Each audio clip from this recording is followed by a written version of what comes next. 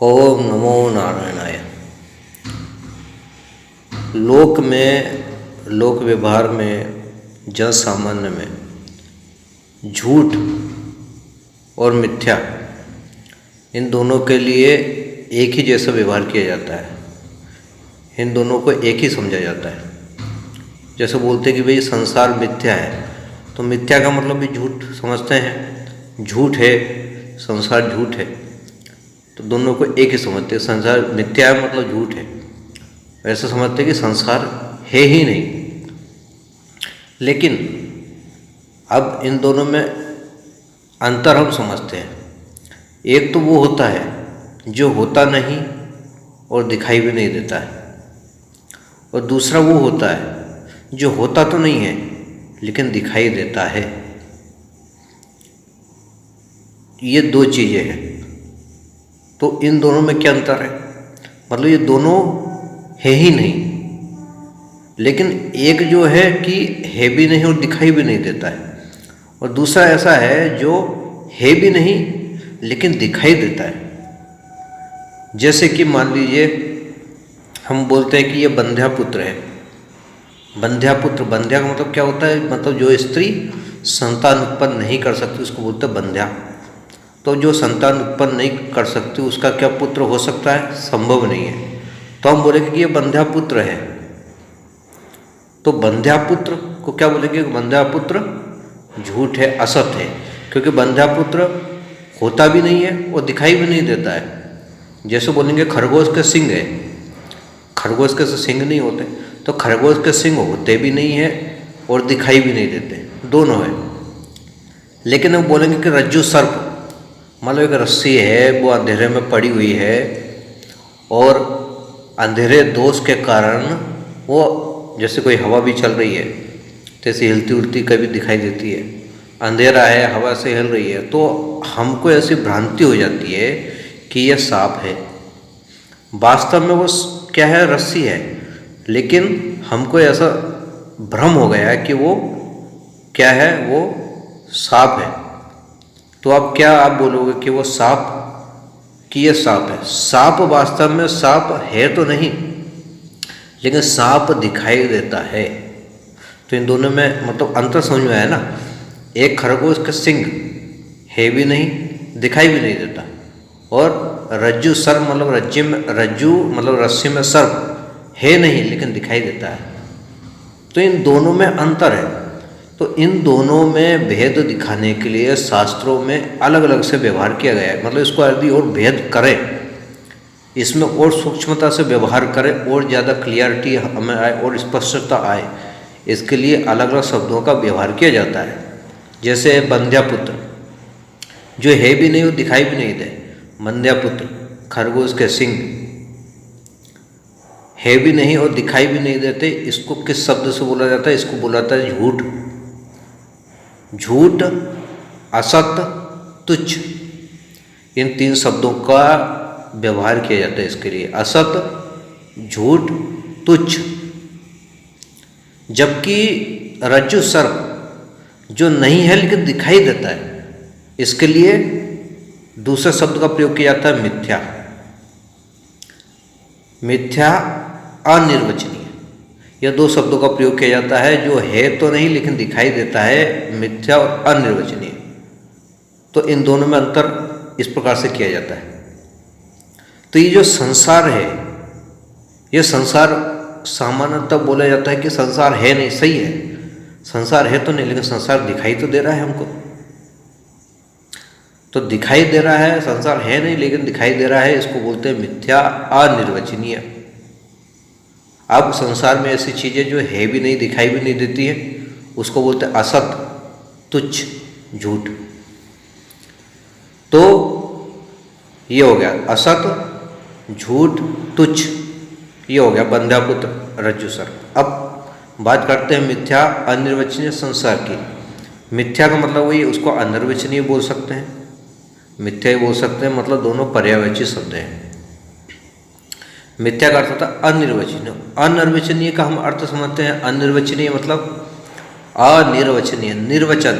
निर्वचन का मतलब क्या होता है? कि जिसको वचन किया जा सके, कहा जा सके। जिसका निर्वचन किया जा सके। और अनिर्वचनीय का अर्थ क्या होता है? निर्वक्तुम न शक्यते, जिसको कहा नहीं जा सके, किसी कहा नहीं जा सके, उसको बोलते हैं अनिर्वचनीय। और कहा नहीं जा सके, कैसे नहीं कहा जा सके? जिसको सत नहीं कह सकते, जिसको असत भी नहीं कह सकते, और सत असत उभय भी नहीं कह सकते, इसको बोलते हैं अनिर्वचनीय। मतलब जिसका तीनों प्रकार से निर्वचन अथवा कथन न किया जा सके, उसे बोलते हैं अनिर्वचनीय। तो ये जो संसार है, ये दिखाई, ये जो संसार क्या बोलते हैं? मिथ्या, मतलब अनिर्वचनीय बोलते हैं। मतलब इसको सत असत उभय रूप से कथन नहीं किया कर सकते। इसको संसार को हम सत नहीं कह सकते। क्यों सत नहीं कह सकते? क्योंकि ये तो है ही नहीं ना। सत इसलिए नहीं कह सकते क्योंकि इसकी सत्ता नहीं है। क्यों? क्योंकि इसका जब ज्ञान होने के बाद इसका क्या हो जाता है? बाध हो जाता है। ये सत्य नहीं है। त्रिकाला बाध्यत्वम सत्यत्वम, मतलब जिसका तीनों कालों में बाध नहीं होता है, जबकि संसार का बाध हो जाता है, इसलिए ये सत्य नहीं कह सकते, इसको सत्य नहीं कह सकते। अच्छा, अब इसको सत्य नहीं कहेंगे तो क्या असत कह सकते हैं? असत भी नहीं कह सकते। क्यों? क्योंकि भैया दिखाई तो दे रहा है। असत का मतलब वो होता है जो बंध्या पुत्र होता भी नहीं, दिखाई भी नहीं देता, लेकिन संसार क्या है? दिखाई दे रहा है। मान लो इसको असत भी नहीं कह सकते। अच्छा, सत भी नहीं कह सकते, असत भी नहीं कह सकते, तो सत असत दोनों मिलाकर बोल दें, ऐसा भी संभव नहीं है। क्योंकि कहीं ऐसा नहीं देखा जा सकता कि सत असत दोनों मिलकर रहें। जैसे अंधकार और प्रकाश, क्या दोनों मिलकर रह सकते? जहाँ अंधकार में प्रकाश नहीं रह सकता, जहाँ प्रकाश में अंधकार नहीं रह सकता, तो प्रकाश अंधकार जैसे मिलकर नहीं रह सकते, ऐसे ही सत असत दोनों मिलकर नहीं रह सकते। इसलिए इसको सत असत उभय भी नहीं कह सकते। मतलब सत्य भी नहीं कह सकते, असत्य भी नहीं कह सकते, सत असत उभय भी नहीं कह सकते, इसलिए इसको बोलते हैं अनिर्वचनीय। तो तीनों प्रकार से नहीं कहा जा सकता, इसलिए अनिर्वचनीय। तो ये दोनों में अंतर होगा कि बंध्या पुत्र जो है भी नहीं, दिखाई भी नहीं देता, उसमें क्या भेद है, और संसार है तो नहीं लेकिन दिखाई देता है, तो इसको दोनों से किस प्रकार से अलग अलग व्यवहार करेंगे, ये सूक्ष्म भेद इसमें बता दिया। अब ब्रह्म क्या है? ब्रह्म को अनिर्वचनीय कह सकते हैं क्या? नहीं, ब्रह्म सत है, इसको बोला जाता है सत। अब जिसको सत बोला जाता है तो उसको अनिर्वचनीय तो नहीं कह सकते, इसलिए ब्रह्म सत्य है।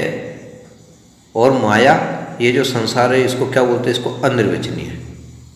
और जो बंध्यापुत्र है, खरगोश के सिंह है, उसको क्या बोलते हैं? उसको बोलते हैं असत। असत अनिर्वचनीय, सत। जो खरगोश के सिंह या बंध्यापुत्र, उसको बोलते हैं असत। माया और माया का जो कार्य संसार है, इसको बोलते हैं अनिर्वचनीय, और ब्रह्म को बोलते हैं सत।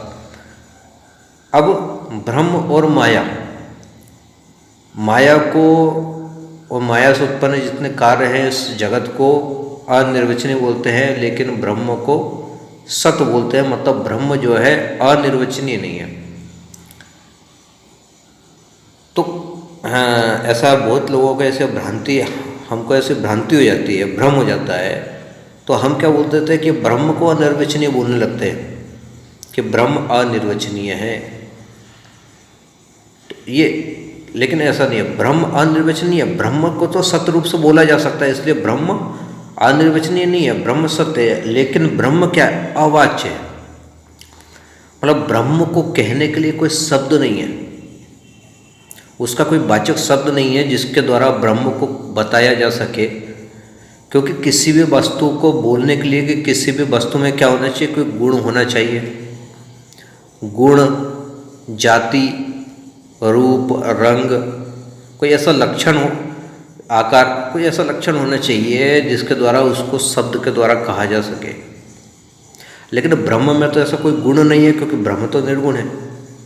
वो कोई काला नहीं है, गोरा नहीं है, छोटा नहीं है, कोई उसकी जाति नहीं है, कोई उसका रूप नहीं है, इसलिए उसको किसी शब्द के द्वारा कहा नहीं जा सकता, इसलिए उसे अवाच्य कहा जाता है। अब ये बोलेंगे भैया ये ब्रह्म, बोल तो रहे हैं ब्रह्म है, ये ब्रह्म शब्द का इस्तेमाल कर रहे हैं, उपयोग कर रहे हैं, ब्रह्म बोलते हैं, आत्मा बोलते हैं, परमात्मा बोलते हैं, ये क्या है?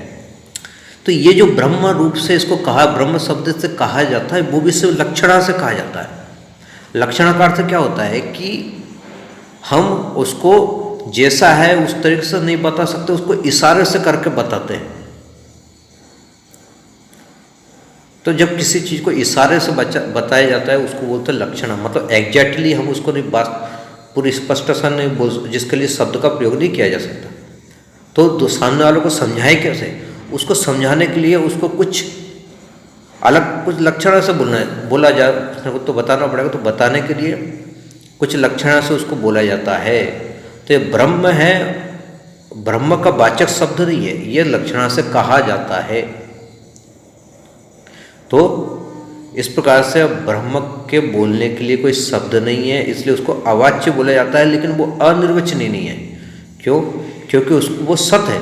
अनिर्वचनीय का अर्थ होता है जो सत असत और सत असत वह तीनों से नहीं कहा जा सके, उसको बोलते हैं अनिर्वचनीय। लेकिन ब्रह्म सत है, इसलिए उसको अनिर्वचनीय नहीं कहा जा सकता। वो क्या है? सत है लेकिन अवाच्य है। तो ब्रह्म जो है अनिर्वचनीय नहीं है बल्कि अवाच्य है। और जो माया और माया का जो कार्य है संसार है, ये अवाच्य नहीं है बल्कि अनिर्वचनीय है। इस प्रकार से इसको समझा जाता है, समझना चाहिए। ओम नमो नारायण।